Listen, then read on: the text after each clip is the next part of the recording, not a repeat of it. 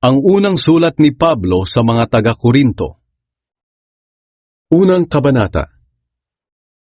Mula kay Pablo na tinawag upang maging apostol ni Kristo Jesus, ayon sa kalooban ng Diyos, kasama si Sostenes na ating kapatid. Mahal kong mga kapatid sa Iglesia ng Diyos diyan sa Korinto. Kayo'y naging kaniya sa inyong pakikipag-isa kay Kristo Jesus. Tinawag niya kayo upang maging banal, kasama ng lahat ng kumikilala sa ating Panginoong Hesukristo saan mang lugar. Siya'y Panginoon nating lahat. Sumainyo nawa ang biyaya at kapayapaang galing sa Diyos na ating Ama at sa Panginoong Hesukristo. Mga pagpapala mula kay Kristo. Lagi akong nagpapasalamat sa Diyos dahil sa mga pagpapalang ibinigay niya sa inyo sa pamamagitan ng inyong pakikipag-isa kay Kristo Jesus. Sapagkat sa inyong pakikipag-isa sa Kanya, pinalago kayo ng Diyos sa lahat ng bagay, sa pananalita at kaalaman. Dahil dito, napatunayan sa inyo na ang mga itinuro namin tungkol kay Kristo ay totoo. Kaya hindi kayo kinukulang sa anumang kaloob na espiritual habang hinihintay ninyo ang pagbabalik ng ating Panginoong Hesukristo. Pananatilihin niya kayong matatag sa pananampalataya hanggang sa katapusan, upang kayo'y maging walang kapintasan sa araw ng kanyang pagdating. Tapat ang Diyos na tumawag sa inyo upang makipag-isa sa kanyang anak na si Hesukristo na ating Panginoon. Dapat magkaisa ang mga mananampalataya. Mga kapatid, nakikiusap ako sa inyo, sa pangalan ng ating Panginoong Hesukristo, na magkaisa kayong lahat, na walang hidwa ang mamagitan sa inyo. Magkaisa kayo sa isip at layunin. Sinasabi ko ito dahil may nagbalita sa akin mula sa tahanan ni Chloe na may mga nag-aalitan sa inyo. Ito ang ibig kong sabihin. Ang iba daw sa inyo ay nagsasabi, kay Pablo ako. Ang iba naman ay, kay Apolos ako. May iba ring nagsasabi, kay Pedro ako. At ang iba naman ay, kay Kristo ako. Bakit? Nahahati ba si Kristo? Si Pablo ba ang ipinako sa krus para sa inyo? Binautismuhan ba kayo sa pangalan ni Pablo? Salamat sa Diyos at wala akong binautismuhan sa inyo maliban kina Crispus at Gaius. Kaya walang makapagsasabing binautismuhan kayo sa pangalan ko. Binautismuhan ko rin pala si Estefanas at ang kanyang pamilya. Maliban sa kanila, wala na akong natatanda ang binautismuhan ko. Sapagkat hindi ako isinugo ni Kristo upang magbautismo, kundi upang mangaral ng magandang balita, at hindi ko ito ginagawa sa pamamagitan ng mahusay na pananalita at karunungan ng tao, upang hindi mawalan ng kapangyarihan ang pagkamatay ni Kristo sa krus. Si Kristo ang kapangyarihan at karunungan ng Diyos. Ang mensahe ng pagkamatay ni Kristo sa krus ay kamangmangan para sa mga napapahamak. Ngunit sa mga naliligtas, ito'y kapangyarihan ng Diyos. Sapagkat sinasabi ng kasulatan, sisirain ko ang karunungan ng marurunong, at ipapawalang saysay ko ang katalinuhan ng matatalino. Ano ngayon ang kabuluhan ng marurunong, ng mga tagapagturo ng kautusan, at ng mahuhusay sa debate sa panahong ito? Hindi ba't ipinakita ng Diyos na ang karunungan ng mundo ay kamangmangan? Sapagkat sa karunungan ng Diyos, hindi niya pinahintulot na makilala siya ng tao sa pamamagitan ng karunungan ng mundong ito. Mas minabuti ng Diyos na iligtas ang mga tao sa pamamagitan ng kanilang pananampalataya sa ipinangangaral na magandang balita, na ayon sa iba ay kamangmangan lamang. Ang mga Hudyo ay ayaw maniwala hanggat walang nakikitang himala, at ang mga Griego naman ay humahanap ng sinasabi nilang karunungan. Ngunit kami naman ay ipinapangaral ang Kristo na ipinako sa krus, bagay na hindi matanggap ng mga Hudyo, at isang kamangmangan para sa mga hindi Hudyo. Ngunit para sa mga tinawag ng Diyos, Hudyo man o hindi, si Kristo ang siyang kapangyarihan at karunungan ng Diyos. Sapagkat ang inaakala ng tao na kamangmangan ng Diyos ay higit pa sa karunungan ng tao, at ang inaakala nilang kahinaan ng Diyos ay higit pa sa kalakasan ng tao. Mga kapatid, isipin ninyo kung ano ang inyong kalagayan nang tawagin kayo ng Diyos. Iilan lamang sa inyo ang masasabing matalino sa paningin ng mundo, at iilan lamang ang makapangyarihan o nagmula sa mga kilalang angkan. Ngunit pinili ng Diyos ang mga itinuturing ng mundo na mangmang upang hiyain ang marurunong. Pinili ng Diyos ang mga itinuturing ng mundo na mahihina upang hiyain ang malalakas. At pinili ng Diyos ang mga itinuturing ng mundo na mababa at walang halaga upang mapawalang halaga ang itinuturing ng mundo na mahalaga. Kaya walang makakapagmalaki sa harap ng Diyos. Dahil sa Kanya tayo'y na kay Kristo Jesus. Si Kristo ang karunungan ng Diyos para sa atin. Sa pamamagitan niya itinuring tayo ng Diyos na matuwid, ibinukod para sa Kanya, at tinubos sa ating mga kasalanan. Kaya gaya ng sinasabi sa kasulatan, ang gustong magmalaki, ipagmalaki lamang ang ginawa ng Diyos. Ikalawang kabanata. Ang kamatayan ni Kristo sa krus.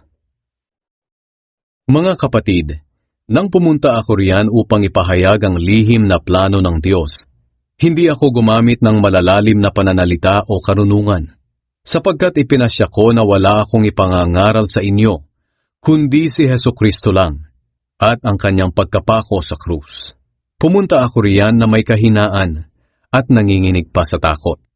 At nang mangaral ako sa inyo, hindi ako gumamit ng matatamis na pananalita, batay sa karunungan ng tao, upang kumbinsihin kayo. Sa halip, pinatunayan ng banal na Espiritu ang aking pangangaral sa pamamagitan ng kanyang kapangyarihan. Nang sa ganoon, hindi nakasalalay sa karunungan ng tao ang inyong pananampalataya, kundi sa kapangyarihan ng Diyos. Kung sa bagay, nagtuturo rin kami ng mga malalalim na karunungan sa mga matatag na sa pananampalataya. Ngunit ang karunungang ito'y hindi mula sa karunungan ng mundong ito, o sa mga namumuno sa mundong ito na nakatakda ng malipol. Ang karunungang sinasabi ko ay ang karunungan ng Diyos na kanyang inilihim noon. Ito'y itinalaga niya para sa ating karangalan, bago pa man niya likhain ang mundo.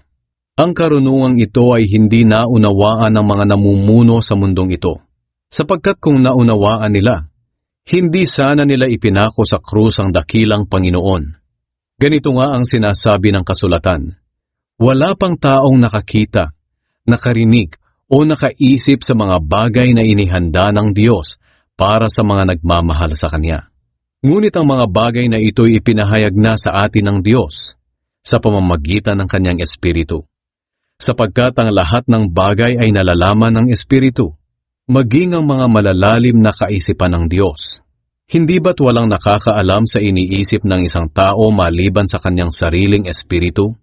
Ganoon din naman walang nakakaalam sa iniisip ng Diyos, maliban sa kanyang Espiritu.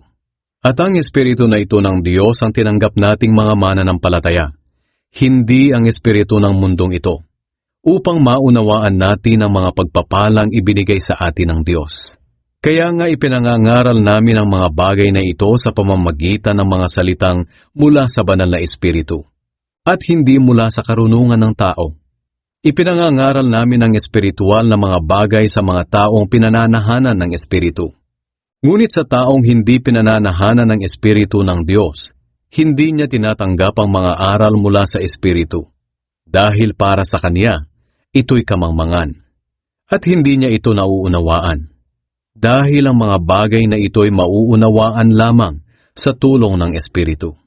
Sa taong pinananahanan ng Espiritu, nauunawaan niya ang mga bagay na ito. Ngunit hindi naman siya maunawaan ng mga tao na hindi pinananahanan ng Espiritu ng Diyos. Ayon nga sa sinasabi ng kasulatan, sino ba ang nakakaalam ng isip ng Panginoon? Sino ba ang makakapagpayo sa Kanya? Ngunit tayo, taglay natin ang pag-iisip ni Kristo, kaya nakakaunawa tayo. Ikatlong kabanata. Mga lingkod ng Diyos. Mga kapatid, hindi ko kayo makausap noon bilang mga taong ginagabayan ng Espiritu ng Diyos, kundi bilang mga taong makamundo at sanggol pa sa pananampalataya kay Kristo. Ang mga ipinangaral ko sa inyo'y mga simpleng aral lamang, dahil sa hindi pa ninyo kayang unawain ang malalalim na pangaral.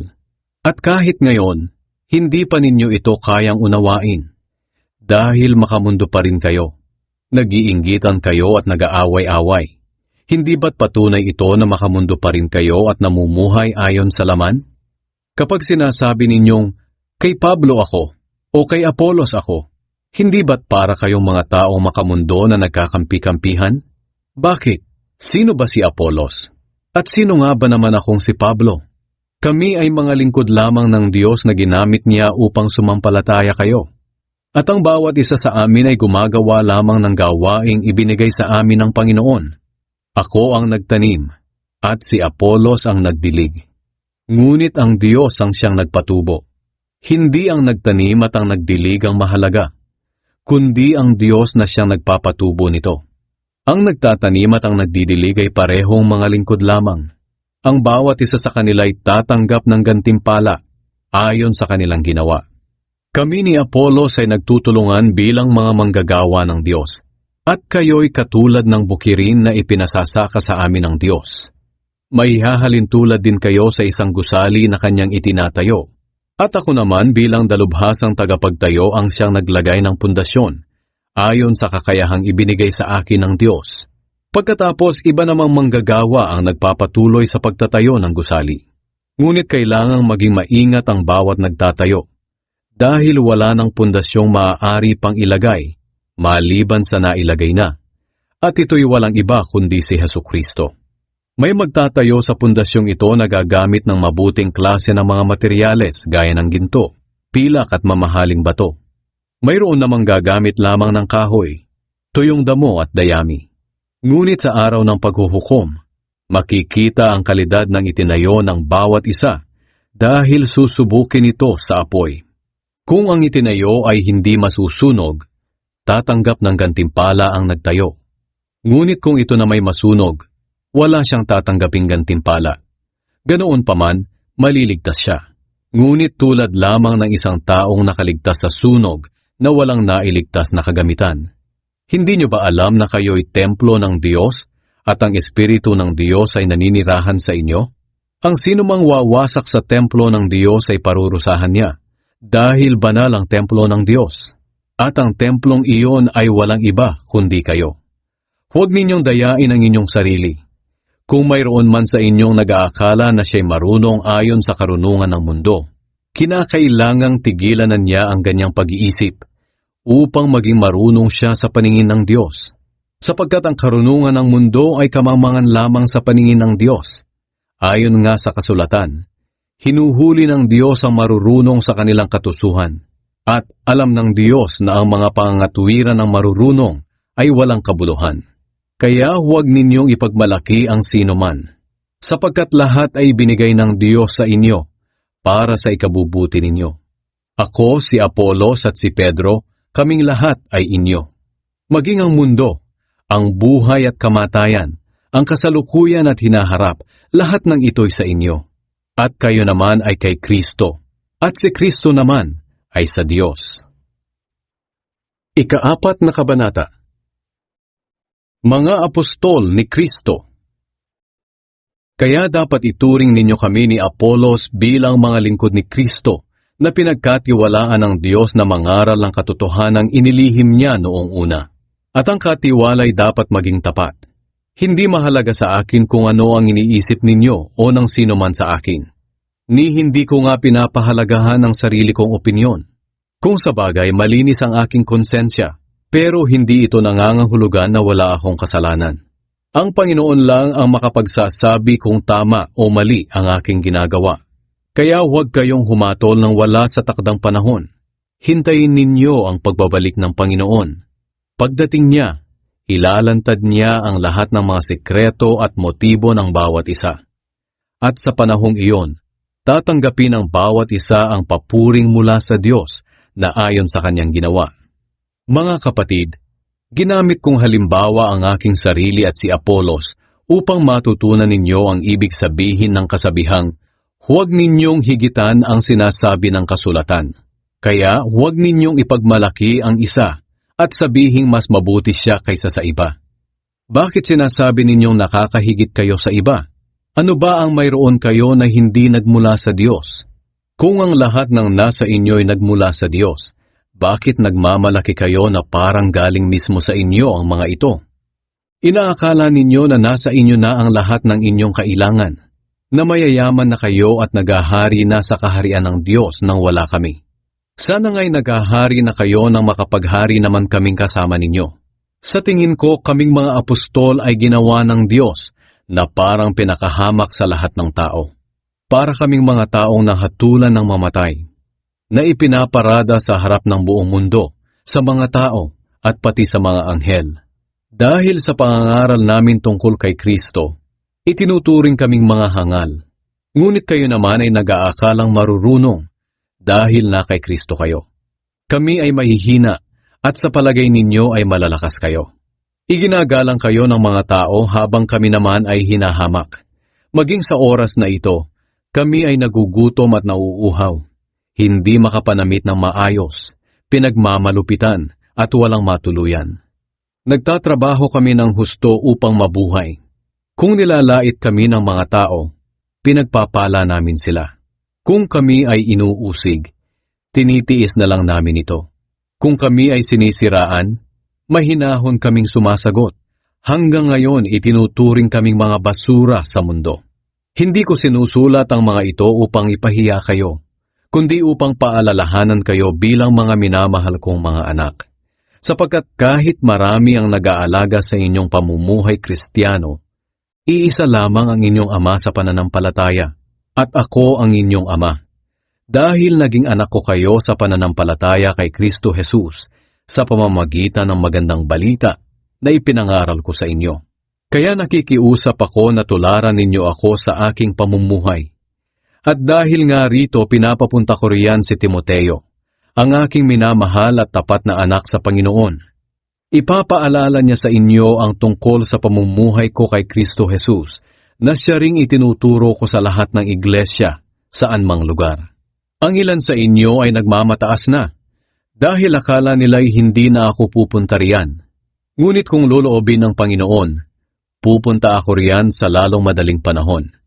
At titingnan ko kung ano ang magagawa ng mga tao riyan na mayayabang magsalita. Sapagkat malalaman natin kung ang isang tao ay pinaghaharian ng Diyos sa pamamagitan ng kanyang mga gawa at hindi sa salita lamang. Ngayon, ano ang gusto ninyo? Darating ako ng galit sa inyo o darating ng mahinahon at may pag-ibig? Ikalimang kabanata. Parusahan ang gumagawa ng imoralidad. May nagbalita sa akin na mayroon diyan sa inyo na gumagawa ng sexual na imoralidad. Kinakasama niya ang asawa ng kanyang ama. Ito'y masahol pa sa ginagawa ng mga taong hindi kumikilala sa Diyos, dahil maging sila ay hindi gumagawa nito. At sa kabila ng pangyayaring ito, nagawa pa ninyong magyabang. Dapat sana ay naghinagpis kayo, at pinalayas na ninyo sa inyong grupo ang gumagawa nito. Kahit na wala ako riyan ng personal, nariyan naman ako sa Espiritu. At sa pangalan ng ating Panginoong Hesukristo, hinatulan ko na ang taong iyon. Kaya sa pagtitipon ninyo, isipin ninyo na parang nariyan na rin ako sa Espiritu. At sa kapangyarihang ibinigay sa atin ng ating Panginoong Hesukristo, ipaubaya ninyo kay Satanas ang taong iyon, upang mapahamak ang kanyang katawan, at maligtas ang kanyang espiritu sa araw ng paghuhukom ng Panginoon. Hindi tama ang pagyayabang ninyo. Hindi nyo ba alam ang kasabihang, ang kaunting pampaalsa ay nakakapagpaalsa sa buong masa ng harina? Kaya alisin ninyo ang lumang pampaalsa na walang iba kundi ang kasalanan, upang maging bago at malinis kayo. Sa katunayan, nilinis na kayo, dahil inialay si Kristo para sa atin.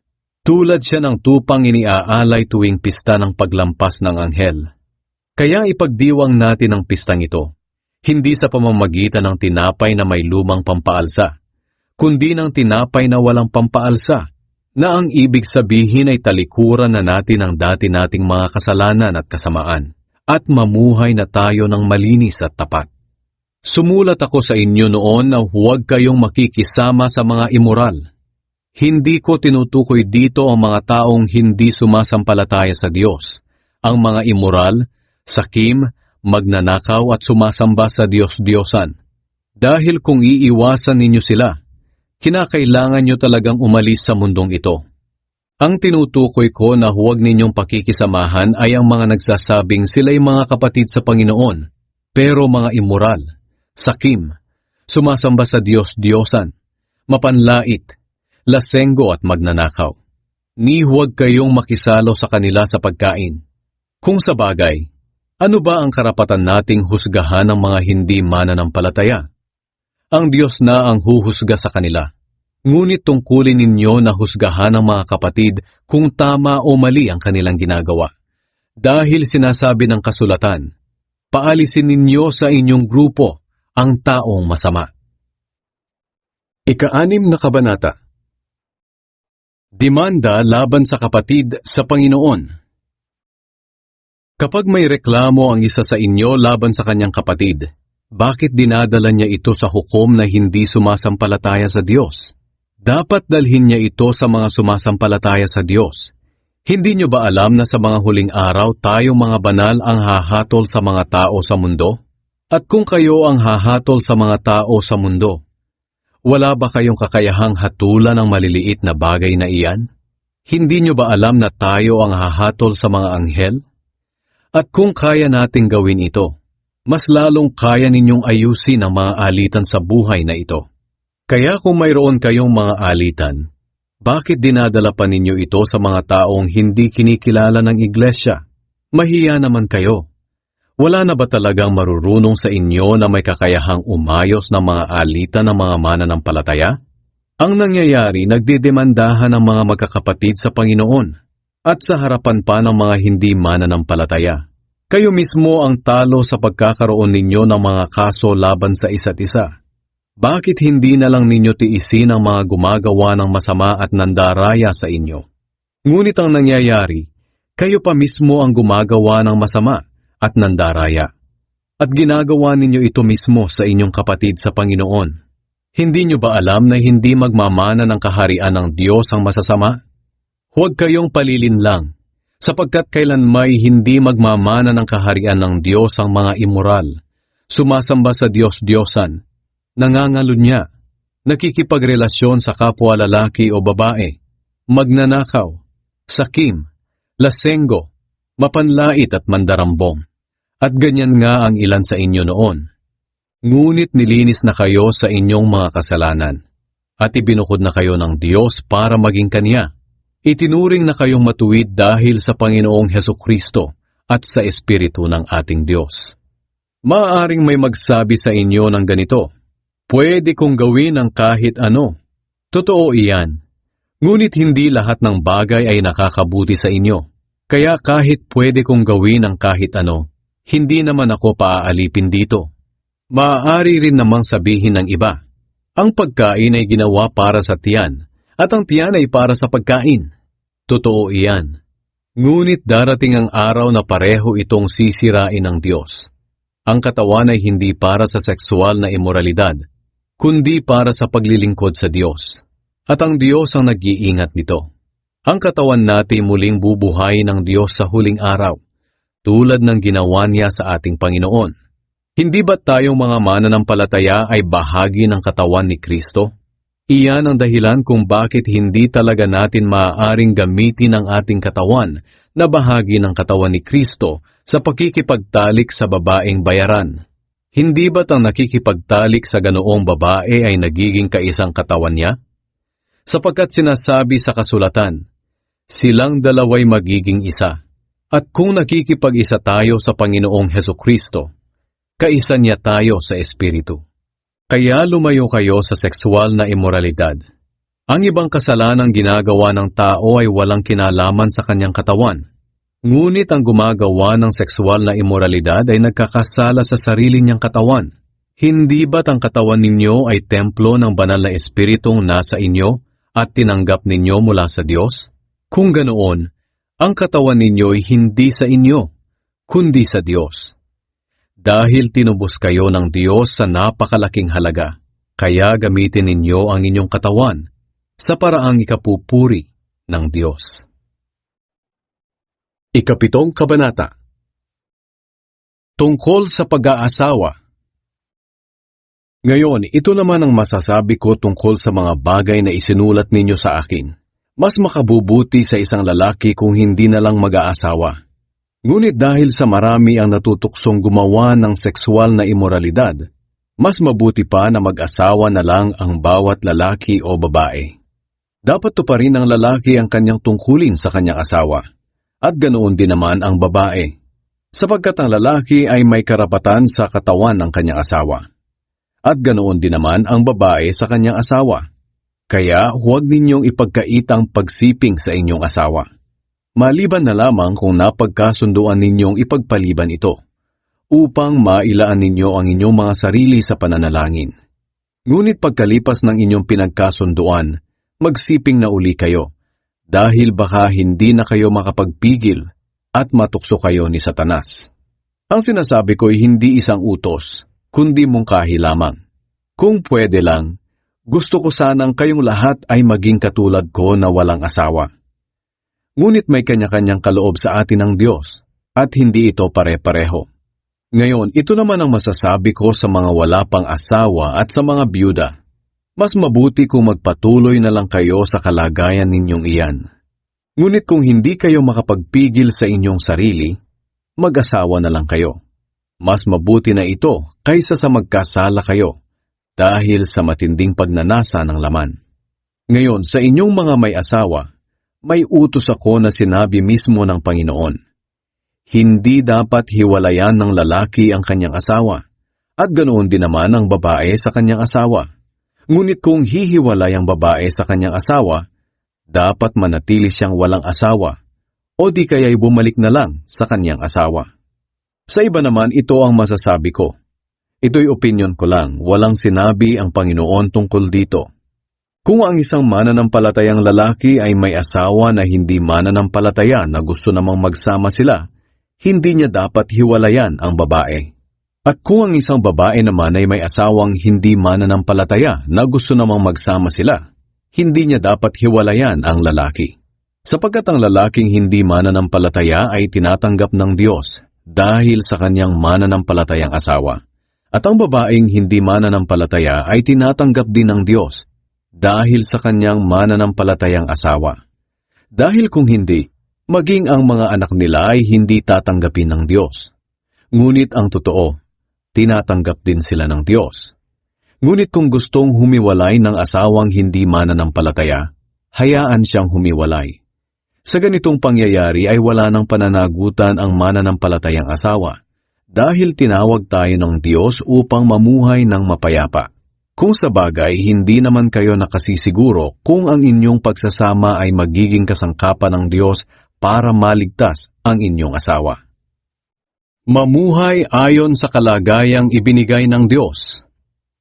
Ang bawat isa sa inyo ay dapat mamuhay ayon sa kalagayan na ibinigay ng Panginoon sa Kanya. Dapat manatili siya sa kanyang kalagayan nang tinawag siya ng Diyos. Ito ang iniuutos ko sa lahat ng iglesia. Halimbawa, kung ang isang lalaki ay tuli nang siya'y tawagin ng Diyos, hindi na niya dapat baguhin ang kanyang kalagayan. At kung hindi pa siya tuli nang siya'y tawagin, hindi na niya kailangang magpatuli pa, sapagkat hindi mahalaga kung tuli ang isang lalaki o hindi. Ang mahalaga ay ang pagsunod sa mga utos ng Diyos. Kaya mamuhay ang bawat isa ayon sa kanyang kalagayan nang tinawag siya ng Diyos. Ikaw ba'y isang alipin ng tawagin ng Diyos? Hindi na bale, ngunit kung may magagawa ka naman para maging malaya, samantalahin mo ito. Sapagkat ang alipin ng tawagin siya ng Panginoon ay malaya na sa harap ng Panginoon. Ang tao namang malaya ng tawagin siya ay alipin na ngayon ni Kristo. Binili kayo ng Diyos sa malaking halaga. Kaya huwag kayong basta magpaalipin sa tao. Kaya nga mga kapatid, mamuhay ang bawat isa sa inyo ayon sa kanyang kalagayan nang tawagin siya ng Diyos. Tungkol sa mga walang asawa at mga byuda. Ngayon, tungkol naman sa mga walang asawa, wala akong utos mula sa Panginoon. Ngunit bilang isang mapagkakatiwalaan dahil sa awa ng Diyos, ito ang aking masasabi. Dahil sa mga kahirapan ngayon, mas mabuti kung magpatuloy na lang kayo sa inyong kalagayan. Kaya kung ikaw ay may asawa na, huwag mong hihiwalayan ang iyong asawa. At kung ikaw naman ay wala pang asawa, mas mabuti na huwag ka nalang mag-asawa. Ngunit kung mag-asawa ka man, hindi ka nagkasala. At kung mag-asawa ang isang dalaga, hindi rin siya nagkasala. Kaya ko lang sinasabi sa mga wala pang asawa na manatili na lang na ganoon dahil gusto kong maiwasan nila ang mga hirap ng buhay may asawa. Ang ibig kong sabihin mga kapatid, maikli na lang ang natitirang panahon. Kaya ang mga may asawa ay dapat nang mamuhay na parang walang asawa. Ang mga umiiyak naman na parang hindi umiyak. Ang mga nagagalak na parang hindi nagagalak. At ang mga bumibili na parang hindi bumibili para sa sarili. Ang mga gumagamit ng mga bagay dito sa mundo ay hindi dapat mawili sa mga bagay na ito. Dahil ang mga bagay sa mundong ito ay lilipas. Gusto ko sanang maging malaya kayo sa mga alalahanin sa mundong ito. Kung ang isang lalaki ay walang asawa, ang pinagkakaabalahan niya ay ang mga gawain ng Panginoon at kung paano siya magiging kalugod-lugod sa kanya. Ngunit ang lalaking may asawa ay abala sa mga bagay dito sa mundo, kung paano niya mapapaligaya ang kanyang asawa. Dahil dito, hati ang kanyang isipan. Ganoon din naman sa mga babae. Kung ang isang babae walang asawa, ang pinagkakaabalahan niya ay ang paglilingkod sa Panginoon at nais niyang ilaan ang kanyang buong buhay sa paglilingkod sa Kanya. Ngunit ang babaeng may asawa ay abala sa mga bagay dito sa mundo, kung paano niya mapapaligaya ang kanyang asawa. Sinasabi ko lamang ito para sa inyong kabutihan. Hindi ko kayo pinagbabawalang mag-asawa. Gusto ko lamang hanggat maaari ay maging maayos at walang hadlang ang inyong paglilingkod sa Panginoon. Ngayon, tungkol naman sa mga magkasintahan. Kung sa palagay ng lalaki ay hindi tama ang ikinikilos niya sa kanyang nobya dahil sa pagnanasa, at sa palagay niya ay dapat na silang magpakasal, mas mabuti ngang magpakasal na sila. Hindi ito kasalanan. Ngunit kung nagpasya ang lalaki na hindi na lang niya pakakasalan ang kanyang nobya, at hindi na lang siya mag-aasawa dahil kaya naman niyang magpigil sa sarili, mabuti rin ang kanyang ginagawa. Kaya mabuti kung mag-aasawa siya. Ngunit mas mabuti kung hindi. Ang babae nakatali sa kanyang asawa habang nabubuhay pa ito. Ngunit kung patay na ang kanyang asawa, maaari na siyang mag-asawa uli. Pero dapat sa isang mananampalataya. Para sa akin, mas maligaya siya kung hindi na lang siya mag-asawang muli. Opinyon ko lang naman ito. Ngunit sa tingin ko'y ito rin ang itinuturo ng Espiritu ng Diyos na nasa akin. Ikawalong kabanata. Tungkol sa mga pagkain na inialay sa mga Diyos-Diyosan. Ngayon, tungkol naman sa mga pagkaing inialay sa mga Diyos-Diyosan, kung maaari ba natin itong kainin o hindi. Kahit marami na ang ating nalalaman, dapat nating tandaan na kung minsan ang kaalaman ay nagpapayabang sa tao. Mas mahalaga ang pagmamahalan, dahil ito'y nakapagpapatatag sa atin. Ang taong nag-aakala na marami na siyang alam ay kulang pa rin talaga sa kaalaman. Ngunit ang taong nagmamahal sa Diyos ay siyang kinikilala ng Diyos na Kanya. Kaya kung tungkol sa mga pagkaing inialay sa mga Diyos-Diyosan, alam natin na ang mga Diyos-Diyosang ito'y hindi totoong Diyos dahil iisa lamang ang Diyos. At kahit na sinasabi ng iba na may mga Diyos sa langit at sa lupa, at marami ang mga tinatawag na mga Diyos at mga Panginoon, para sa atin iisa lamang ang Diyos. Ang ating Ama na lumikha ng lahat ng bagay at nabubuhay tayo para sa Kanya. At may iisang Panginoon lamang, si Hesukristo. Sa pamamagitan niya ay nilikha ang lahat ng bagay, at sa pamamagitan din niya ay nabubuhay tayo ngayon. Ngunit may mga mananampalataya na hindi pa alam ang katotohanan ito. Ang iba sa kanila ay sumasamba noon sa mga Diyos-Diyosan, kaya hanggang ngayon, kapag kumakain sila ng mga pagkaing inialay sa mga Diyos-Diyosan, naiisip nila na parang kasama na sila sa pagsamba sa mga Diyos-Diyosan. At dahil sa kakaunti pa lang ang kaalaman nila, nagkakasala sila sa kanilang konsensya. Kung sa bagay, ang pagkain ay walang kinalaman sa ating kaugnayan sa Diyos. Walang mawawala sa ating kaugnayan sa Diyos kung hindi tayo kakain, at wala rin naman tayong mapapala kung kumain man tayo. Ngunit kahit na malaya kayong kumain ng kahit ano, mag-ingat kayo, dahil baka iyan ang maging dahilan ng pagkakasala ng mga taong mahihina pa sa kanilang pananampalataya. Halimbawa, may kapatid kang hindi pa nakakaunawa sa katotohanan ito, at ikaw na nakakaunawa ay nakita niyang kumakain sa templo ng mga Diyos-Diyosan. Hindi ba't mahihikayat din siyang kumain ng mga pagkaing inialay sa mga Diyos-Diyosan kahit na para sa kanya ay isa itong kasalanan? Dahil sa iyong kaalaman, napapahamak ang iyong kapatid na mahina pa sa pananampalataya, na kung tutuusin ay namatay din si Kristo para sa kanya. At sa ganitong paraan ay nagkasala ka na rin kay Kristo, dahil nagkasala ka sa iyong kapatid na mahina pa ang pananampalataya sa pag-udyok mo sa kanya na gumawa ng bagay na labag sa kanyang kalooban. Kaya kung ang kinakain ko ay nagiging dahilan ng pagkakasala ng aking kapatid, hindi na lang ako kakain nito kailanman para hindi magkasala ang aking kapatid. Ikasyam na kabanata. Mga karapatan at responsibilidad ng isang apostol. Hindi ba't malaya ako? Hindi ba't isa akong apostol? Hindi ba't nagpakita mismo sa akin ang ating Panginoong Hesus? Hindi ba't dahil sa akin kaya kayo naging mga mananampalataya? Kahit hindi man ako kilalanin ng iba bilang apostol, alam kong kikilalanin ninyo ako, dahil kayo mismo ang katunayan ng aking pagiging apostol, at dahil sa akin kaya ngayon kayo ay nasa Panginoon. At ito nga ang sinasagot ko sa mga taong hindi kumikilala sa akin bilang apostol. Bilang apostol, wala ba kaming karapatang tumanggap ng pagkain at inumin mula sa mga napangaralan namin?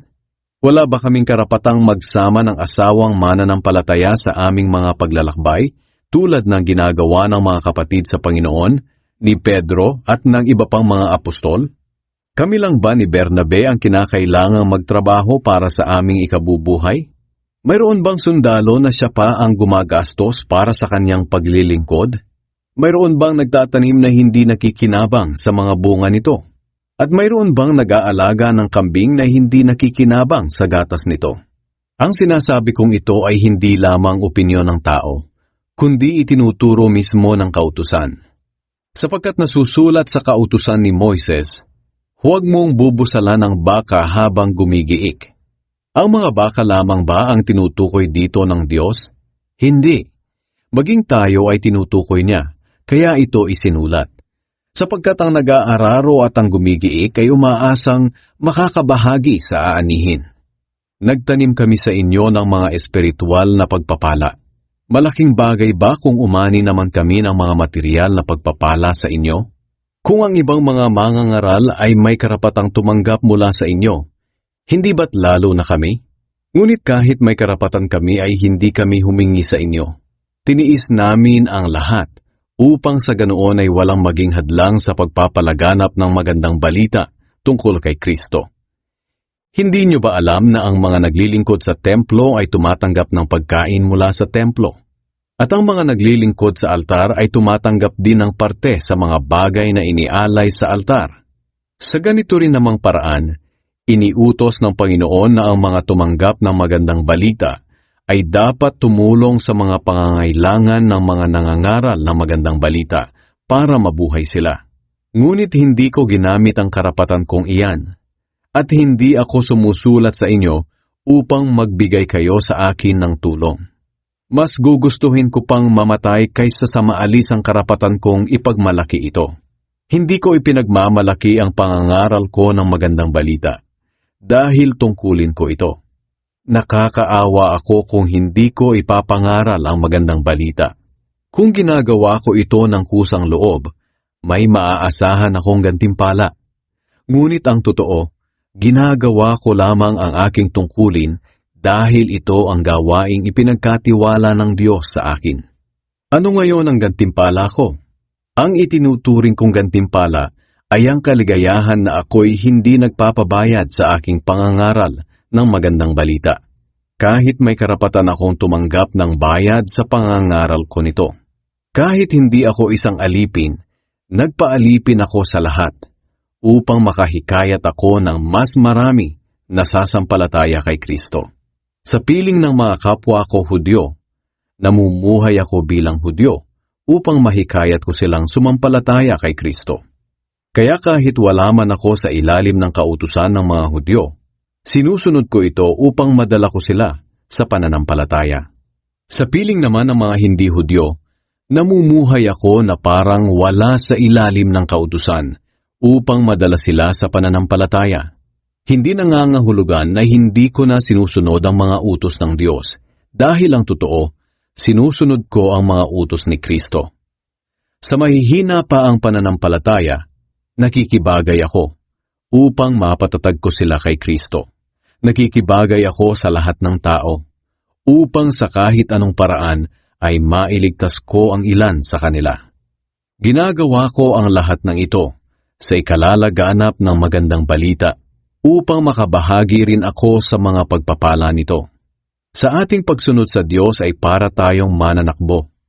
Alam ninyo na sa isang takbuhan, marami ang sumasali, ngunit isa lang ang nananalo. Kaya pagbutihin ninyo ang pagtakbo upang makamit ninyo ang gantimpala.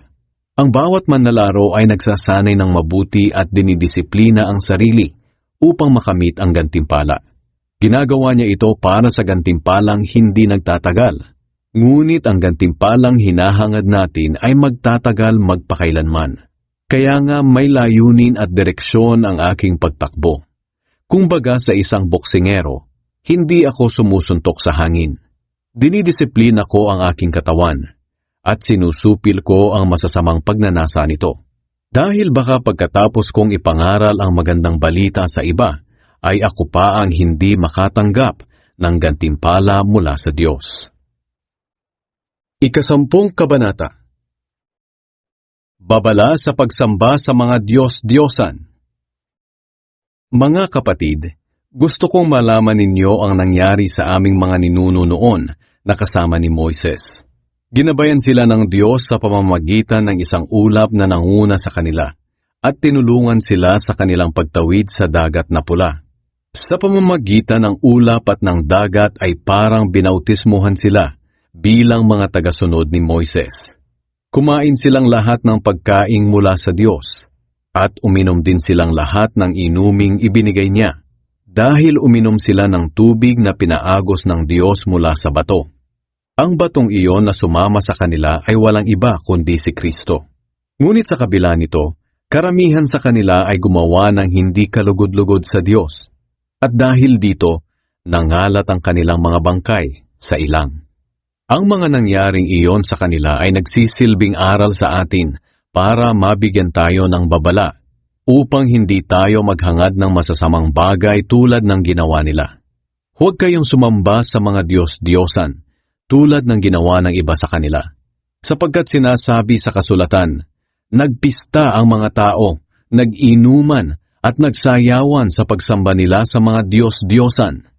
Huwag kayong gumawa ng sexual na imoralidad tulad ng ginawa ng iba sa kanila. Kaya pinarusahan sila ng Diyos at 23,000 ang namatay sa kanila sa loob lang ng isang araw. Huwag ninyong subukin ang Panginoon tulad ng ginawa ng iba sa kanila. Kaya namatay sila sa tuklaw ng mga ahas. Huwag din kayong mareklamo tulad ng ilan sa kanila.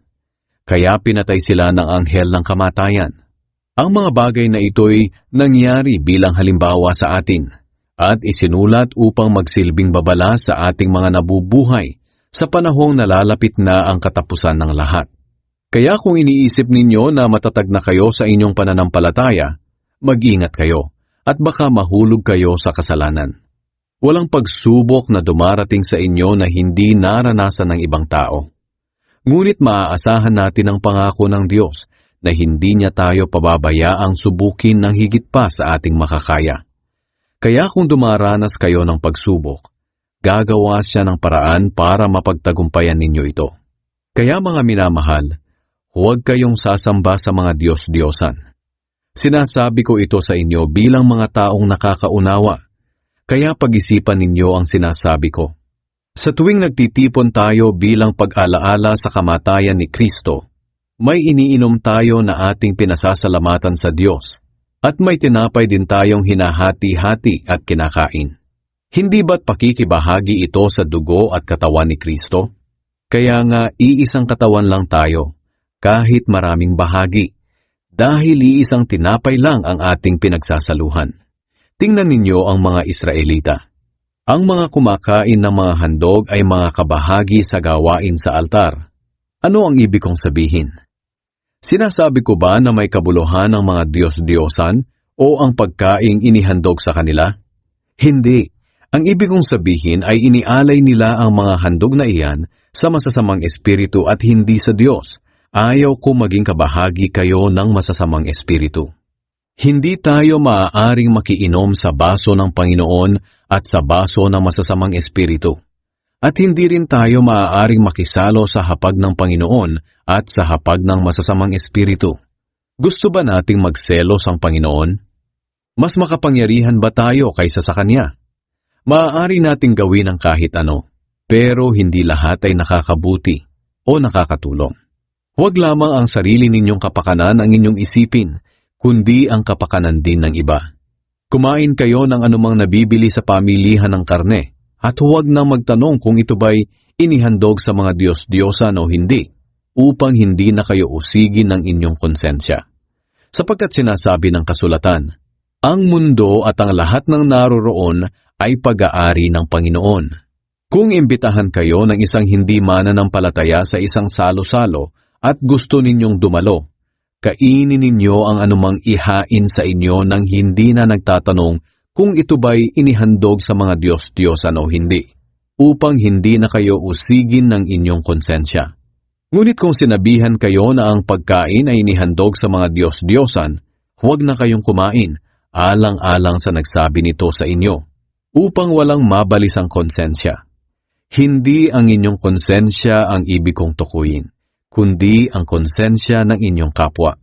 Maaaring sabihin ng iba sa inyo, bakit ko hahadlangan ang gusto ko dahil lang sa konsensya ng iba? Bakit ako susumbatan sa pagkain ko ng isang bagay na ipinagpasalamat ko naman sa Diyos? Ito ang maisasagot ko riyan. Ano man ang inyong gawin, kumain man o uminom, gawin ninyo ang lahat sa ikapupuri ng Diyos. Huwag kayong gagawa ng kahit anong makakatisod sa pananampalataya ng mga Hudyo o hindi Hudyo o sa Iglesia ng Diyos. Sundin ninyo ang aking ginagawa. Sinisikap ko na sa lahat ng aking ginagawa ay matutulungan ko ang lahat. Hindi ang sarili kong kapakanan ang aking iniisip, kundi ang kapakanan ng iba upang maligtas sila. 11 kabanata. Kaya nga, tularan ninyo ako, gaya ng pagtulad ko kay Kristo. Ang pagtatakip sa ulo kapag sumasamba. Pinupuri ko kayo dahil lagi ninyo akong inaalala, at sinusunod ninyo ang mga itinuro ko sa inyo. Ngayon, gusto kong malaman ninyo na si Kristo ang ulo ng bawat lalaki, at ang lalaki ang siya namang ulo ng babae, at ang Diyos naman ang ulo ni Kristo. Kung ang isang lalaki ay nananalangin o nagpapahayag ng mensahe ng Diyos na may takip ang ulo, nagdadala siya ng kahihiyan sa kanyang ulo na si Kristo. Ang babae namang nananalangin o nagpapahayag ng mensahe ng Diyos na walang takip ang ulo ay nagdadala ng kahihiyan sa kanyang ulo na walang iba kundi ang lalaki, at para na rin siyang nagpakalbo. Kung ayaw magtakip ng ulo ang isang babae, magpaputol na lang siya ng buhok. Ngunit kahiya-hiya naman sa babae ang magpaputol ng buhok o magpakalbo, kaya dapat siyang magtakip ng ulo. Hindi dapat magtakip ng ulo ang lalaki kapag sumasamba dahil siya'y larawan at karangalan ng Diyos. Ngunit ang babae ang karangalan ng lalaki, sapagkat hindi naman nilikha ang lalaki mula sa babae, kundi ang babae ang nagmula sa lalaki. At hindi naman nilikha ang lalaki para sa babae, kundi ang babae para sa lalaki. Kaya dapat magtakip ng ulo ang babae upang makita maging ng mga anghel na nagpapasakop siya sa kanyang asawa. Ngunit dapat ninyong tandaan na sa buhay natin sa Panginoon, kailangan ng babae ang lalaki, at kailangan din ng lalaki ang babae. Dahil kung nagmula ang unang babae sa lalaki, ang lalaki naman ay pinapanganak ng babae, at ang lahat naman ay nagmumula sa Diyos. Kayo na rin ang magpasya.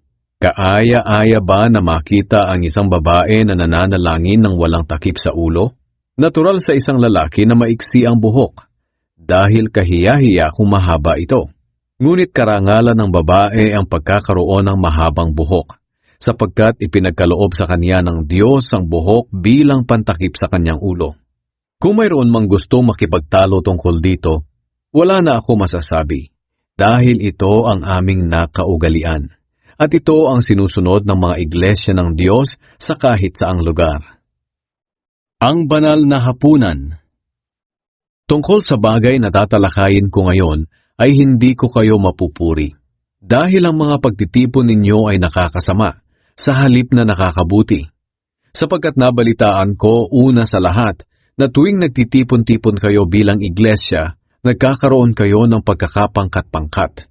At medyo naniniwala ako na iyan nga ang nangyayari. Kinakailangan sigurong mangyari iyan para malaman kung sino sa inyo ang mga tunay na mananampalataya. Kapag nagtitipon kayo upang ipagdiwang ang banal na hapunan, hindi tama ang ginagawa ninyo. Dahil kapag oras na ng kainan, hindi kayo naghihintayan. Kaya ang iba'y busog at lasing na, at ang iba na may gutom. Wala ba kayong sariling bahay upang doon kumain at uminom? Sa ginagawa ninyo'y nilalait ninyo ang iglesia ng Diyos at hinihiya ang mga mahihirap. Ano ngayon ang gusto ninyong gawin ko? Purihin kayo? Aba, hindi. Ito ang turo na ibinigay sa akin ng Panginoon at itinuturo ko naman sa inyo.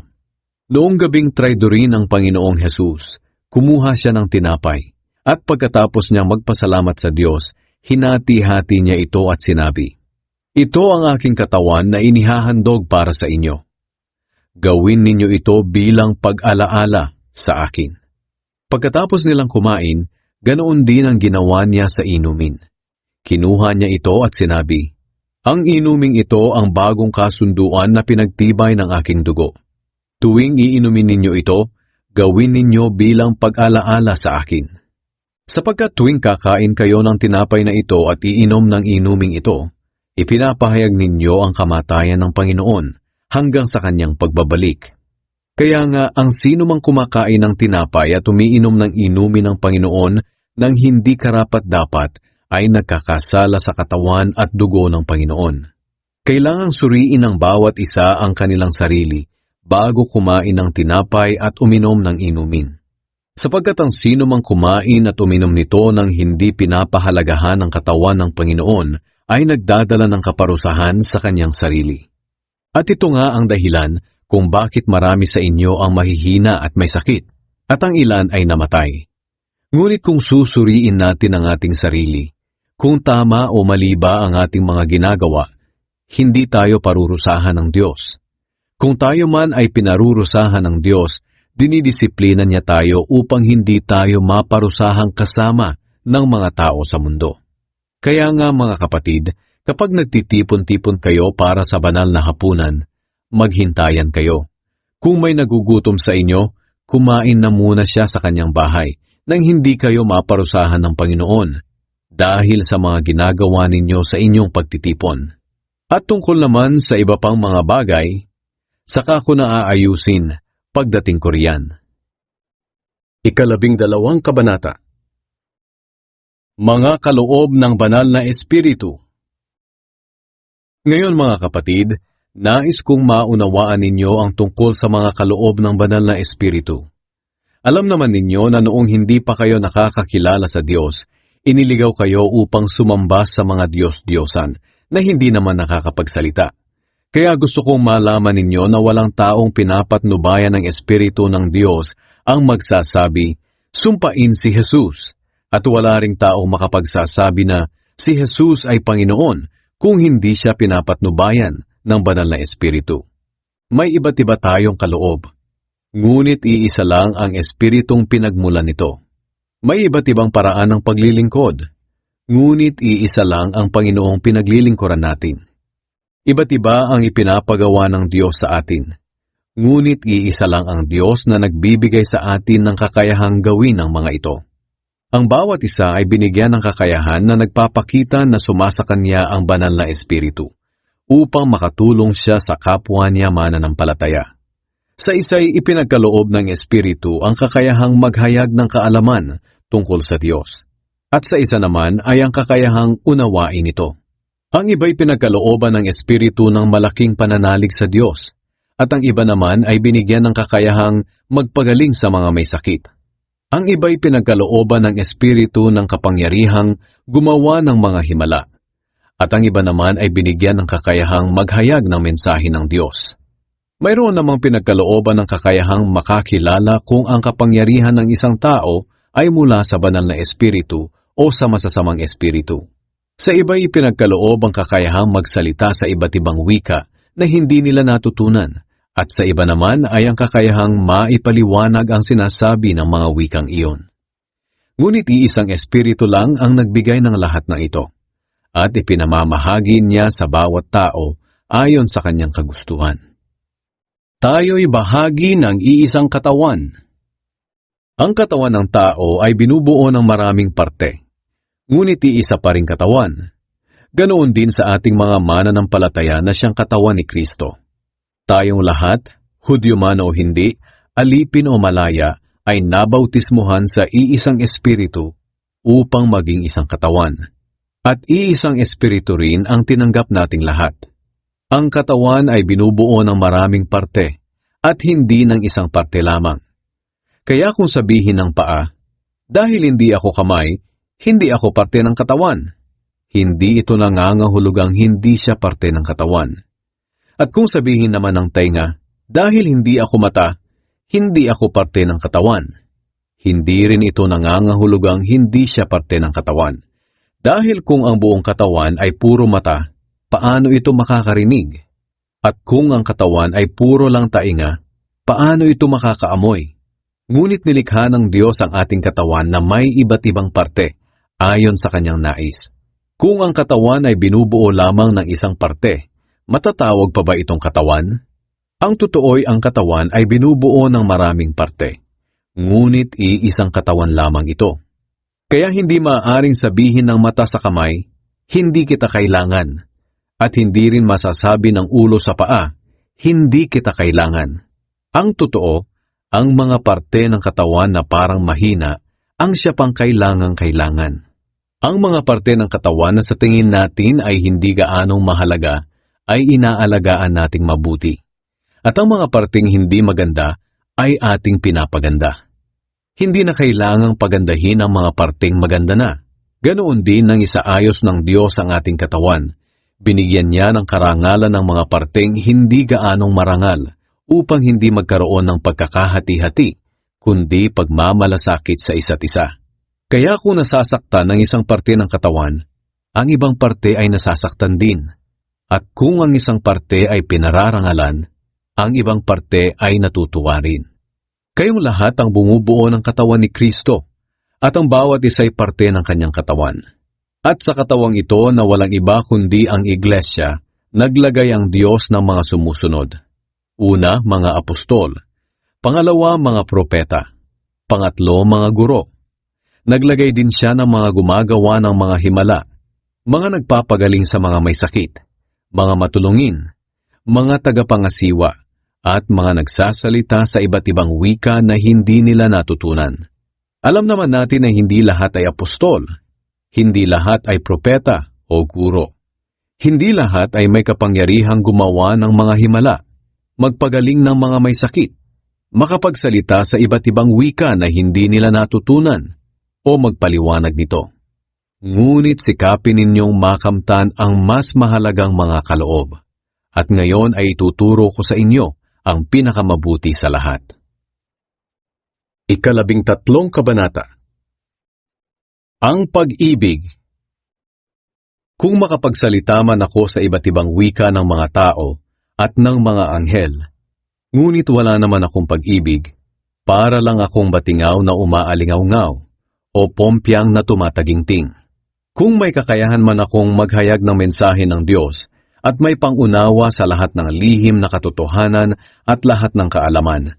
At kung mailipat ko man ang mga bundok sa laki ng aking pananampalataya, ngunit wala naman akong pag-ibig, wala akong kabuluhan. At kahit ipamigay ko man ang lahat ng aking ari-arian at ialay pati aking katawan upang sunugin. Kung wala naman akong pag-ibig, wala pa rin akong mapapala. Ang taong may pag-ibig ay mapagtiis, mabait, hindi marunong mainggit, hindi hambog o mapagmataas, hindi bastos ang pag-uugali, hindi makasarili, hindi magagalitin, o mapagtanim ng sama ng loob sa kapwa, hindi natutuwa sa kasamaan, kundi nagagalak sa katotohanan, matiyaga, laging nagtitiwala, laging may pag-asa, at tinitiis ang lahat. May katapusan ang pagpapahayag ng mensahe ng Diyos at ang pagsasalita sa ibang wika na hindi natutunan. Ganoon din ang pagpapahayag ng kaalaman tungkol sa Diyos, ngunit ang pag-ibig ay walang hangganan. Hindi paganap ang ating kaalaman, ganoon din ang pagpapahayag natin ng mensahe ng Diyos. Ngunit pagdating ng araw na magiging ganap ang lahat, mawawala na ang anumang hindi ganap. Noong bata pa ako, ang aking pagsasalita, pag-iisip at pangangatwiran ay tulad ng sa bata. Ngunit ngayong ako'y mayroon ng sapat na gulang, iniwan ko na ang mga ugaling bata. Sa ngayon para tayong nakatingin sa malabong salamin. Ngunit darating ang araw na magiging malinaw ang lahat sa atin. Bahagya lamang ang ating nalalaman sa ngayon, ngunit darating ang araw na malalaman natin ang lahat, tulad ng pagkakaalam ng Diyos sa atin. 3 bagay ang nananatili, ang pagtitiwala, pag-asa, at pag-ibig. Ngunit ang pinakadakila sa mga ito ay ang pag-ibig. 14 na kabanata. Ang pagsasalita ng ibang wika na hindi natutunan. Sikapin ninyong makamta ng pag-ibig, ngunit sikapin din ninyong makamta ng mga kaloob na espiritual, lalo na ang pagpapahayag ng mensahe ng Diyos. Ang taong nagsasalita sa ibang wika na hindi niya natutunan ay nakikipag-usap hindi sa tao, kundi sa Diyos, dahil wala namang nakakaunawa sa kanya. Nagsasalita siya ng mga hiwaga sa tulong ng banal na Espiritu. Ngunit ang taong nagpapahayag ng mensahe ng Diyos ay nagsasalita sa mga tao upang sila'y matulungan, mapalago at mapalakas ang loob. Ang nagsasalita sa ibang wika na hindi niya natutunan ay pinatitibay ang kanyang sarili. Ngunit ang nagpapahayag ng mensahe ng Diyos ay nagpapatibay sa iglesia.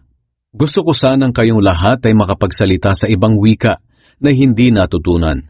Ngunit mas ninanais kong makapagpahayag kayo ng mensahe ng Diyos. Sapagkat ang taong nagpapahayag ng mensahe ng Diyos ay mas mahalaga kaysa sa nagsasalita sa ibang wika na hindi natutunan. Maliban na lamang kung ipapaliwanag niya ang kahulugan ng kanyang sinasabi upang mapatibay ang iglesia. Ano ba ang mapapala ninyo mga kapatid kung pumunta ako riyan at magsalita ng ibang wika na hindi ninyo naiintindihan? Wala. Maliban na lang kung magbigay ako sa inyo ng pahayag mula sa Diyos o kaalaman, mensahe o aral.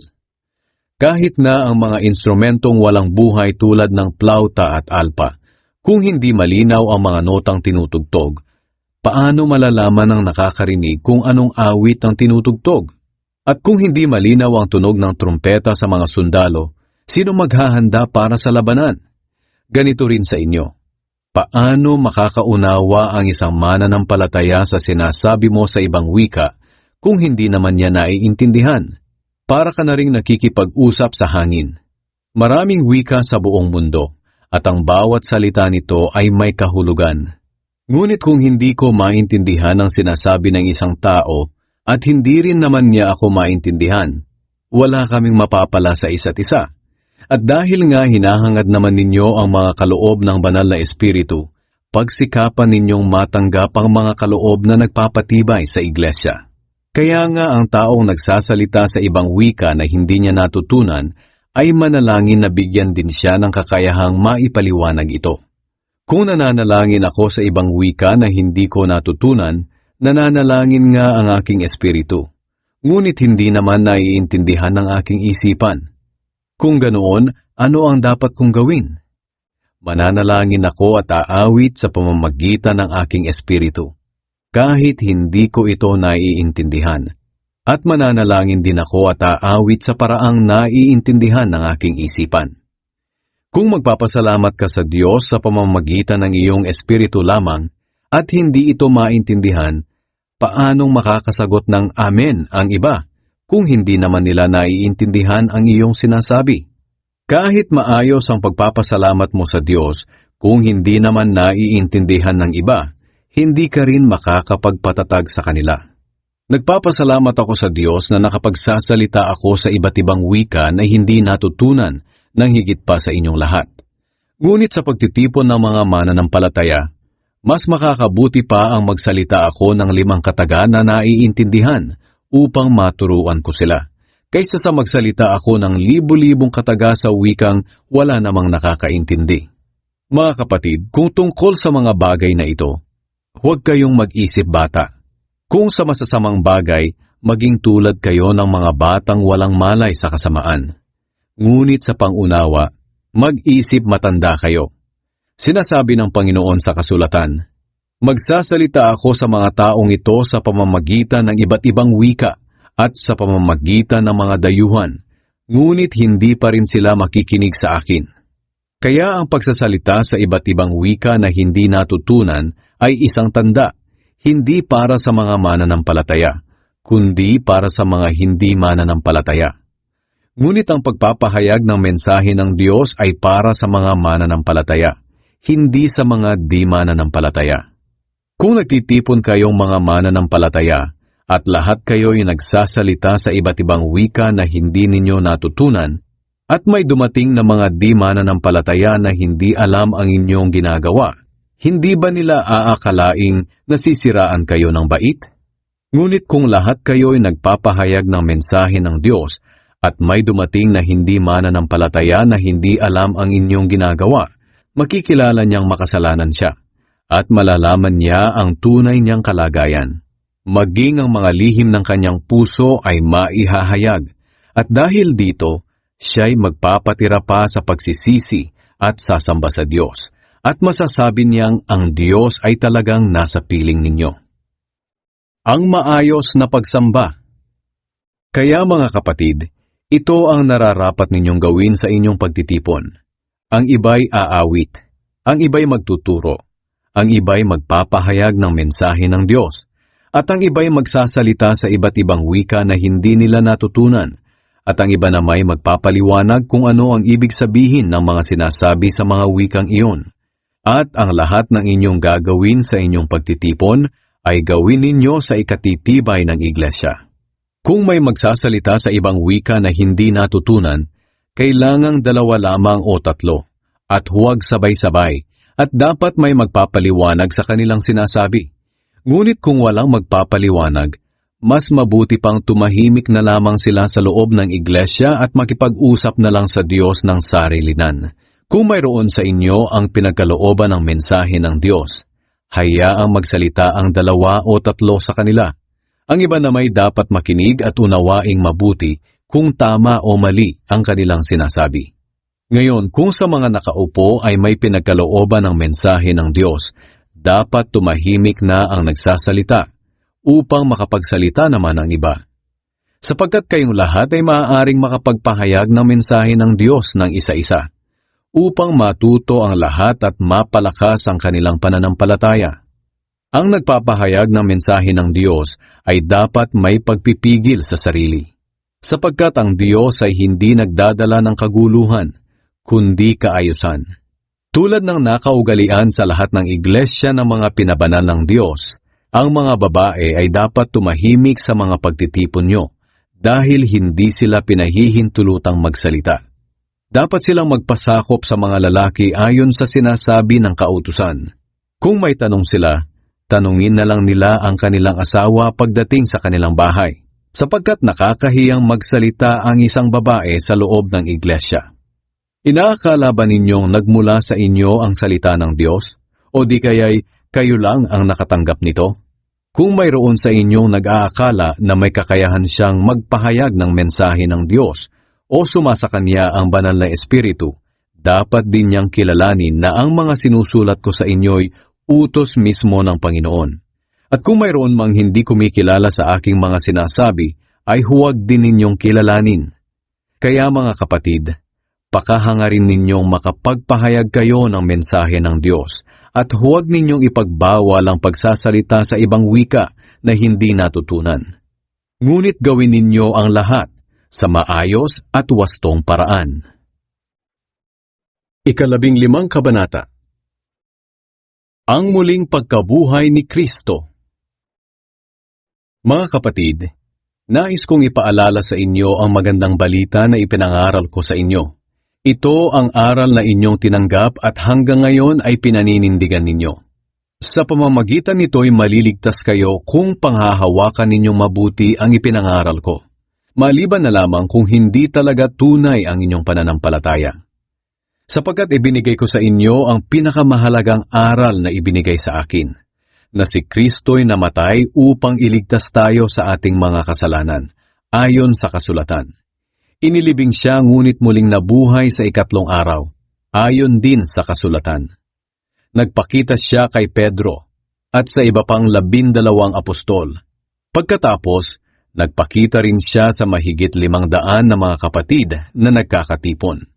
Karamihan sa kanila ay buhay pa hanggang ngayon, ngunit ang ilan sa kanila ay patay na. Nagpakita rin siya kay Santiago at pagkatapos sa lahat ng apostol. At sa kahuli-hulihan ay nagpakita rin siya sa akin. Ang katulad ko'y isang sanggol na ipinanganak nang wala sa panahon dahil biglaan ang aking pagkakilala sa kanya. Ako ang pinakahamak sa mga apostol at hindi nga ako karapat-dapat tawaging apostol dahil inusig ko ang iglesia ng Diyos. Ngunit dahil sa awa ng Diyos sa akin, naging apostol ako at hindi nasayang ang biyayang ipinagkaloob niya sa akin. Dahil higit akong nagpagal kung ihahambing sa ibang mga apostol, bagamat ito'y sa pamamagitan ng tulong ng Diyos at hindi ng aking sarili lamang. Kaya nga walang pagkakaiba kung sila o ako ang nangangaral sa inyo. Ang mahalaga'y iisa ang aming ipinangangaral at iyon din ang inyong pinananaligan. Ang muling pagkabuhay ng mga patay. Ngayon, kung ipinangangaral namin sa inyo na si Kristo'y muling nabuhay, bakit sinasabi ng ilan sa inyo na walang muling pagkabuhay? Kung totoong walang muling pagkabuhay, nangangahulugan na maging si Kristo ay hindi rin muling nabuhay. At kung si Kristo'y hindi muling nabuhay, walang kabuluhan ang aming pangangaral at wala ring silbi ang inyong pananampalataya. At hindi lang iyan, lalabas din na sinungaling kami tungkol sa Diyos dahil ipinapahayag namin na binuhay niyang muli si Kristo. Ngunit hindi siya muling nabuhay kung talagang walang muling pagkabuhay. At kung si Kristo'y hindi muling nabuhay, walang silbi ang inyong pananampalataya at hindi pa kayo napapatawad sa inyong mga kasalanan. At nangangahulugan din na ang mga mananampalataya kay Kristo na namatay na ay hindi naligtas. Kung ang pag-asa natin kay Kristo ay hanggang sa buhay na ito lamang, tayo ang pinakakawawa sa lahat ng tao. Ngunit ang totoo, muling nabuhay si Kristo bilang katibayan na muling bubuhayin ang mga patay. Dahil sa isang tao na si Adan, dumating ang kamatayan sa lahat ng tao. At dahil din sa isang tao na si Kristo, muling mabubuhay ang mga patay. Sapagkat kung paanong tayong mga tao ay mamamatay dahil sa kaugnayan natin kay Adan, ganoon din naman dahil sa ating kaugnayan kay Kristo, tayong lahat ay muling mabubuhay. Ngunit may kanya-kanyang takdang panahon ang muling pagkabuhay. Unang nabuhay si Kristo. Pagkatapos, ang mga na kay Kristo naman ang bubuhayin pagbalik niya rito sa mundo. At pagkatapos nito, darating ang katapusan. Lulupigin niya ang lahat ng kaharian, pamahalaan at kapangyarihan, at ibibigay ang paghahari sa Diyos Ama. Sapagkat si Kristo'y dapat maghari hanggang sa lubusan niyang malupig ang lahat ng kanyang mga kaaway. At ang huling kaaway na kanyang lulupigin ay ang kamatayan. Sinasabi sa kasulatan na ang lahat ng bagay ay ipinasakop ng Diyos kay Kristo. Ngunit sa salitang lahat ng bagay, hindi nangangahulugan na kasama rito ang Diyos na siyang nagpasakop ng lahat ng bagay sa ilalim ng kapangyarihan ni Kristo. At kung ang lahat ay naipasakop na sa kapangyarihan ni Kristo, Maging si Kristo ay magpapasakop sa Diyos na siyang naglagay ng lahat ng bagay sa ilalim ng kanyang kapangyarihan upang ang Diyos ang siyang maghari sa lahat. May mga taong nagpapabautismo para sa mga namatay. Ano ang halaga ng ginagawa nila kung hindi naman muling mabubuhay ang mga patay? At bakit pa namin inilalagay ang aming mga sarili sa panganib oras-oras? Araw-araw akong nasa bingit ng kamatayan, mga kapatid. At kung paanong totoo na ipinagmamalaki ko kayo sa ating pakikipag-isa kay Kristo Jesus na ating Panginoon, totoo rin ang sinasabi kong ito. Nahihirapan ako dito sa Efeso dahil ang mga kumakalaban sa akin ay tulad ng mababangis na hayop. Kung ang paghihirap kong ito ay para lang sa kapakanan ng tao sa buhay na ito, ano ang kabuluhan nito? Kung totoong hindi na mabubuhay ang mga patay, mabuti pang sundin na lang natin ang kasabihang, kumain tayo't uminom, dahil baka bukas mamamatay na tayo. Huwag kayong palilin lang sa kasabihang iyan. Sa halip, ito ang inyong paniwalaan. Ang masasamang kasamay nakakasira ng mabuting ugali. Magpakatino kayo at talikuran nyo na ang kasalanan. Sinasabi ko ito upang mahiya kayo sa inyong sarili. Dahil may ilan sa inyo na mali ang pagkakakilala sa Diyos. Ang katawan sa muling pagkabuhay. Maaaring may magtanong, paano bubuhayin muli ang mga patay? Anong uri ng katawan ang matatanggap nila? Ito ang isasagot ko sa taong iyan na walang nalalaman. Ang inihahasik na binhi ay hindi mabubuhay hanggat hindi ito namamatay. At kahit anong binhi ang itanim mo, trigo man o ibang binhi, magiging iba ang anyo nito kapag tumubo na. Ang Diyos ang nagbibigay anyo sa binhing iyon, ayon sa kanyang kalooban. At ang bawat binhi ay may kanya-kanyang anyo kapag tumubo na. Ganoon din sa katawan. Hindi lahat ng katawan ay pare-pareho. Iba ang katawan ng tao, ng hayop, ng ibon at ng isda. May mga katawang panlupa at may mga katawang panlangit. At ang bawat isa'y may kanya-kanyang kagandahan. Iba ang kagandahan ng katawan dito sa lupa, at iba rin naman ang kagandahan ng katawan doon sa langit. Iba ang ningning ng araw sa ningning ng buwan, at iba rin naman ang ningning ng mga bituin. At kahit ang mga bituin ay may iba't ibang ningning. Ganyan din sa muling pagkabuhay ng mga patay. Ang katawang inilibing ay mabubulok. Ngunit kapag ito'y muling binuhay, hindi na ito mabubulok kailanman. Ang katawang inilibing ay pangit at mahina. Ngunit kapag ito'y muling binuhay, ito'y maganda na at malakas. Ang katawang inilibing ay panlupa. Ngunit kapag ito'y muling binuhay, ito'y panlangit na. Sapagkat kung mayroong katawang panlupa, ay mayroon din namang katawang panlangit. Sinasabi sa kasulatan, ang unang tao na si Adan ay binigyan ng buhay. Ngunit ang huling Adan na si Kristo ay espiritong nagbibigay buhay. Hindi ang panlangit na katawan ang nauna, kundi ang panlupa. At pagkatapos noon ay ang panlangit naman. Ang unang tao na si Adan ay mula sa lupa, ngunit ang pangalawang tao na si Kristo ay mula sa langit.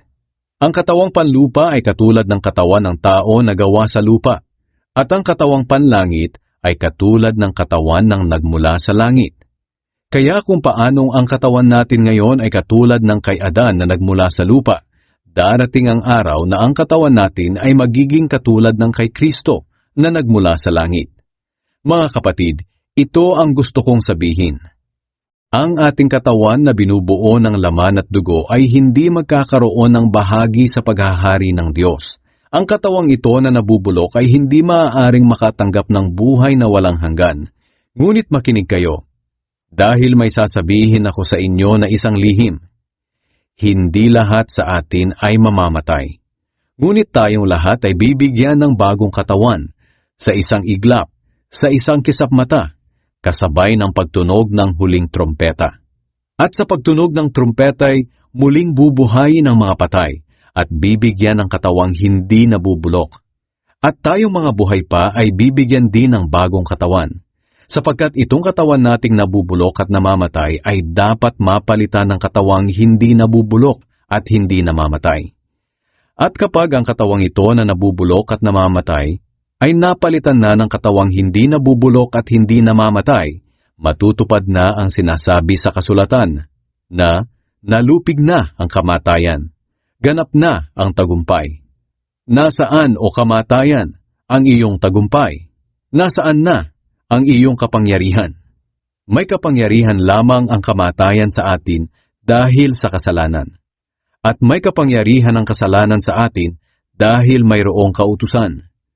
Ngunit salamat sa Diyos dahil binigyan niya tayo ng tagumpay sa mga bagay na ito sa pamamagitan ng ating Panginoong Hesukristo. Kaya nga mga minamahal na kapatid, magpakatatag kayo at huwag manghina sa inyong pananampalataya. Magpakasipag kayo sa gawaing ibinigay sa inyo ng Panginoon dahil alam ninyo na hindi masasayang ang mga paghihirap ninyo para sa Kanya. 16 na kabanata. Tulong para sa mga taga-Hudeya. Ngayon, tungkol naman sa tulong na nalikom para sa mga mananampalataya ng Diyos sa Hudeya, gayahin ninyo ang ipinagawa ko sa mga iglesyang nasa Galacia. Sa bawat linggo, ang bawat isa sa inyo'y maglaan na ng halaga ayon sa inyong kita. At ipunin ninyo ito upang pagdating ko riyan ay nakahanda na ang inyong tulong. Pagdating ko riyan, papupuntahin ko sa Jerusalem ang mga taong pipiliin ninyo na magdadala ng inyong tulong. At gagawa ako ng sulat na magpapakilala sa kanila. At kung kinakailangan ding pumunta ako sa Jerusalem, isasama ko na sila. Mga plano ni Pablo. Tutuloy ako riyan sa Corinto pagkagaling ko sa Macedonia, dahil kailangan kong dumaan doon. Maaaring magtagal ako riyan sa inyo.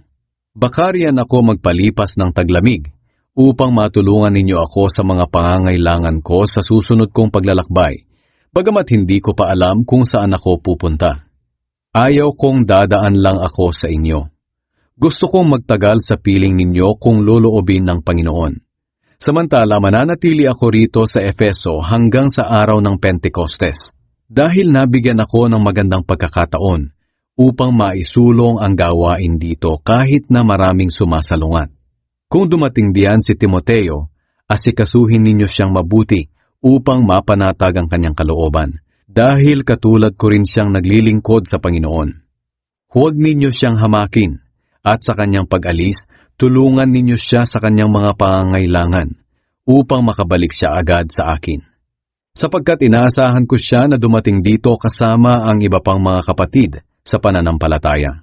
Tungkol naman sa kapatid nating si Apolos, pinakiusapan ko siyang dumalaw diyan kasama ang ilang mga kapatid. Ngunit hindi pa raw sila makakapunta riyan. Dadalaw na lang daw siya kung mayroon siyang pagkakataon. Katapusang tagubilin. Maging listo kayo at magpakatatag sa inyong pananampalataya. Magpakatapang kayo at magpakatibay. At anuman ang inyong gawin, gawin ninyo ng may pag-ibig. Alam ninyong si Stefanas at ang pamilya niya ang unang naging Kristiyano riyan sa Akaya. Inilaan nila ang kanilang mga sarili sa paglilingkod sa mga pinabanal ng Diyos. Kaya nakikiusap ako sa inyo mga kapatid na magpasakop kayo sa kanila at sa lahat ng katulad nila na naglilingkod sa Panginoon. Natutuwa ako sa pagdating ni na Stefanas, Fortunatus at Achaicus, dahil kahit wala kayo rito, nandito naman sila. At ginagawa nila sa akin ang hindi ninyo magawa. Ako'y pinasigla nila, at ganoon din kayo. Pahalagahan ninyo ang mga katulad nila. Kinukumusta kayo ng mga mananampalataya sa lalawigan ng Asya. Kinukumusta rin kayo ni na Aquila at Priscilla, at ng mga mananampalatayang nagtitipon sa kanilang tahanan, dahil pareho kayong nasa Panginoon. At kinukumusta rin kayong lahat ng mga mananampalataya rito. Magbatian kayo bilang magkakapatid kay Kristo. Akong si Pablo ay nangungumusta rin sa inyo, at ako mismo ang sumusulat ng pagbating ito. Parusahan nawa ng Diyos ang sinumang hindi nagmamahal sa Kanya. Panginoon, bumalik na po kayo. Pagpalain nawa kayo ng Panginoong Hesus. Minamahal ko kayong lahat bilang mga kapatid kay Kristo Hesus.